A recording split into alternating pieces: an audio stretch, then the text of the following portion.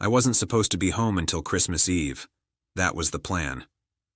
Finish the last client meeting out of state, grab a late flight, surprise her with the necklace I'd hidden in my suitcase, and walk into the house like some cheesy holiday movie scene. Instead, the meeting got canceled. Flights were cheap. I figured, why not come home 2 days early? I didn't tell her. I wanted to see her face light up. When I pulled into the driveway, I noticed something strange immediately. 2 unfamiliar cars. One was a sleek black Mercedes. The other, a dark blue Lexus with government-style plates. I assumed maybe her family had stopped by early, or maybe neighbors. I grabbed my suitcase, walked up to the door, and let myself in quietly. The house was warm, Christmas lights on, tree glowing in the corner. It should have felt cozy. Instead, it felt tense. Voices drifted from the dining room. A man's voice. Calm, professional. Another deeper one, more casual. And hers. I stepped into the hallway and turned the corner. That's when I saw them. Her boss. And a man in a gray suit with a leather briefcase sitting open on the table. Papers spread out neatly. 3 mugs of coffee. My wife looked up first. Her face went white. Her boss turned slowly in his chair. The man in the suit adjusted his glasses.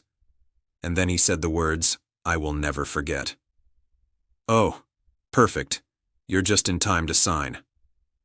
I stood there holding my suitcase, still in my winter coat, trying to process what I was looking at. "Sign what?" I asked. My wife stood abruptly. "You weren't supposed to be home until Friday." That sentence hit harder than anything else. Not, "Hi," not, "You're early." You weren't supposed to be home. The lawyer calmly slid a stack of papers together and tapped them straight. "These are dissolution documents," he said professionally. "It would be best to proceed while we're all here." Dissolution. Divorce.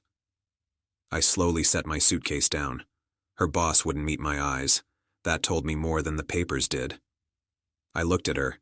She crossed her arms, defensive already. "This is for the best. We've grown apart." Grown apart. I glanced at her boss again. He shifted uncomfortably. "How long?" I asked quietly. Her jaw tightened. "That's not relevant." Her boss finally spoke. "This isn't appropriate." I cut him off. "It's absolutely appropriate." The lawyer cleared his throat. "Emotions aside, the agreement is fair. The house will be transferred." "The house?" I asked. My wife jumped in quickly. "It's simpler this way. You travel.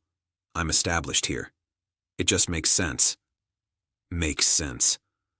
I looked around at the dining room table I built with my own hands, the tree I carried in, the mortgage I paid 70% of.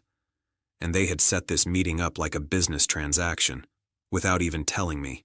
"You planned this for when I'd be gone," I said slowly. Silence. Her boss stood up. "I think I should step out." "No," I said calmly. "You should stay, since you're clearly part of this." My wife's eyes flashed. "Don't start." "Start?" I laughed once, short and hollow. "You brought your boss and a lawyer into our house to ambush me before Christmas. I think we're well past starting." The lawyer slid the papers toward me. "Sign today and we can avoid complications," he said smoothly. That word. Complications. Like I was an inconvenience in my own marriage. I flipped through the documents quickly. She had filed 2 weeks ago. 2 weeks. While texting me hearts. While asking what I wanted for Christmas. Assets divided, accounts listed. And then I saw something interesting. A clause about workplace ethics. Specifically, undisclosed relationships between supervisory staff. I looked up slowly. Her boss had gone very still. "You're divorcing me," I said carefully, "and moving directly into a relationship with your employer." My wife's voice sharpened. "Watch it."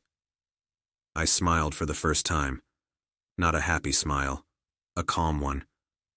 "I don't need to watch anything. It's written right here." The lawyer stiffened. "That clause is standard." "No," I said. That clause is protective. I leaned back in the chair. You're just in time to sign, I repeated softly. Then I shook my head. No. My wife blinked. Excuse me? I'm not signing anything today. The lawyer's polite mask slipped slightly. Delaying will only complicate matters. For who? I asked. Her boss stood up fully now. Let's be reasonable. Oh, I am being reasonable, I said, extremely. I pulled out my phone, called my attorney, put him on speaker. Her confidence started draining immediately. Hi, I said casually. Quick question. If someone files for divorce while engaged in an undisclosed workplace relationship that could violate corporate policy, does that tend to complicate asset division? Silence on the other end for half a second. Then, very much so. Her boss went pale. My wife whispered, "What are you doing?" I ended the call. I'm getting reasonable. The dynamic in that room shifted instantly. They thought I'd walk in, shocked, emotional, eager to just end it quietly. Instead, I had walked in early and caught them mid-plan. I'll have my lawyer review everything, I said calmly, pushing the papers back. And I'll be staying in my house tonight. Her boss grabbed his coat. We should go. The lawyer packed up silently. My wife stood there, staring at me like she was seeing a stranger. You're making this ugly, she said. I looked at her one last time. No, I replied evenly. You did. I'm just not signing it with a bow on top. They left. The house went quiet again. Christmas lights still glowing, tree still sparkling. But something fundamental had changed. I walked upstairs slowly, suitcase in hand, sat on the edge of the bed we once shared, and instead of feeling broken, I felt clear. She hadn't expected me home. She hadn't expected resistance. And she definitely hadn't expected consequences. Coming home early was supposed to be a romantic surprise. Instead, it saved me from signing away my life in my own dining room. Funny how timing works like that. Sometimes you don't arrive early. Sometimes you arrive exactly when you're meant to.